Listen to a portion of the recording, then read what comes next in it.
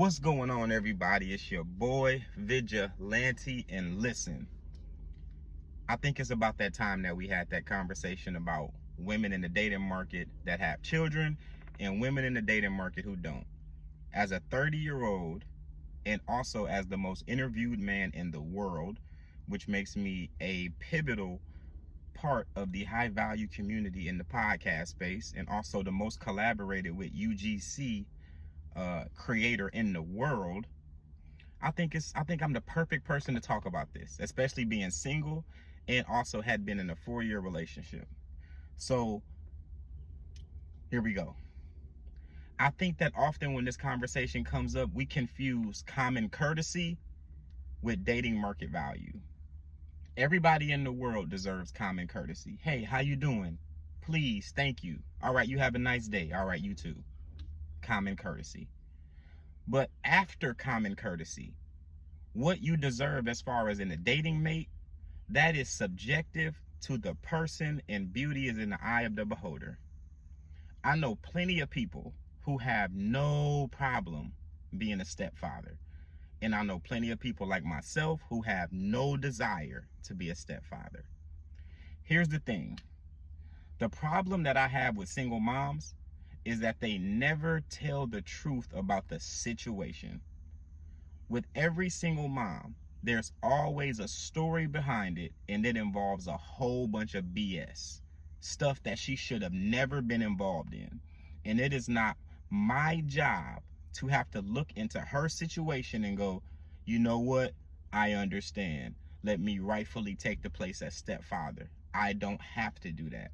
I get the option to walk in the other direction. 100,000 women turn 18 every single day. So when you push this rhetoric that there's this ordained woman that every single man that's high earning and high value is going to miss out on, that has this child, that rhetoric is watered down with the fact that there are so many other women who use their body, their mind, their soul, their attention, their resources to make sure that they didn't end up like baby mamas. And my question would then be, if you're this ordained and you have this intuition and this discernment from God, how did you get into this situation? I don't want to sound like I'm judging you, but I want to take what you said and I want to say it in reverse and give you the opportunity to answer that. Maybe I'm missing something. You see, because for every woman that's popping that thing at the club right now, there's another woman that's at home sitting by the fireplace reading a book. Which one do you think deserves my attention as a high earner with no children? At what point are we going to be real with ourselves? You see, back in Igbo land, Nigeria, if you have a baby and the father and you are not married, that child, so like I was saying, in Igbo land, if you have a child with somebody and you and the father are not married, that child belongs to the father of the mother until the man decides that he wants to step up, engage the woman, and then marry her. Then they have a family. That is the tradition that we've always been under. Most of us in America are Nigerian because it's right on the coast, and due to the Atlantic slave trade, that's how we got here.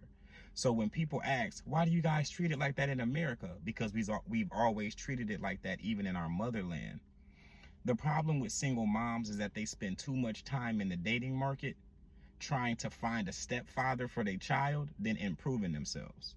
And then when they do improve themselves, they try to make it seem like you're missing out on them when they gave their body to a whole nother guy that they don't even want to be with. He ejaculated inside of her. A seed was created. He was either never there for a short amount of time, or there for a medium amount of time, or a long amount of time. But either way, he's out of the picture. What about that sounds appetizing to somebody that's a high earner? Right now, I'm sitting inside of a 2024 Mustang drop top coupe. Why would I put a baby seat in the back of my car when I don't have to? That doesn't even make sense. I'm not saying that people that are baby moms are bad people. One of my best friends is a baby mom, and she tells me all the time, I messed up. I messed up. She voluntarily tells me, I messed up. She owns it. And now she's engaged to be married to somebody else. Beautiful. That's my dog too. Love him. But she owns it. A huge problem in the dating market is that most single moms, they don't own what happened, the situation. They point the finger too much. It's him. He ain't nothing. He a deadbeat, but you chose him.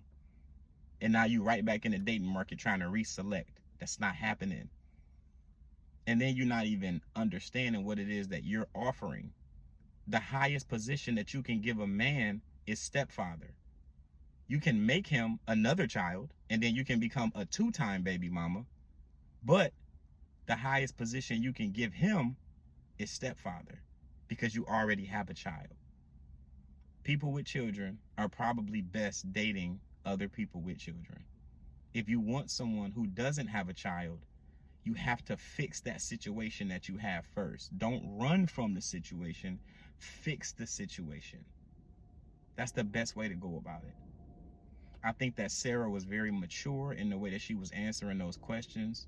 And I think that when you use a lot of gaslighting terms, like not Sarah, but the other woman, well, the person that God ordained for you. I don't think that God meant for you to become a baby mama just so I can then become a high earner and then you be the one to upgrade my life when I've been a high earner for my entire life. And then when you, something about that don't make sense. But when you use these gaslighting terms like ordained and God sent for you and you might miss out on, I don't think I'm gonna miss out on anything. I really wish that some of the men would have chimed in and really put a realistic scope on that. I don't feel like I'm gonna miss out on anything. I apologize for you feeling that way, but I don't feel that way. So feel free to say what y'all want to say in the comments. This is my take on that. And the last thing I'm gonna say is, I was on a dating app one time and I seen that a woman had a dog, and I was very excited to meet the dog. I was more excited to meet the dog than I was to meet her. And I realized that I'm not the father of this dog. I don't know if this dog came by way of another man or if she just got the dog on her own. But either way, I would become a stepfather to the dog. And I had no problem doing it. I love dogs.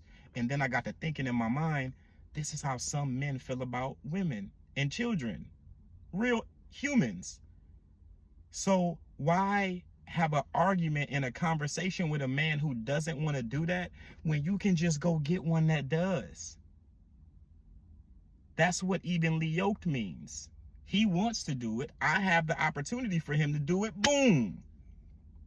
Leave the men that don't want to be stepfathers alone and let us date the women who don't have children.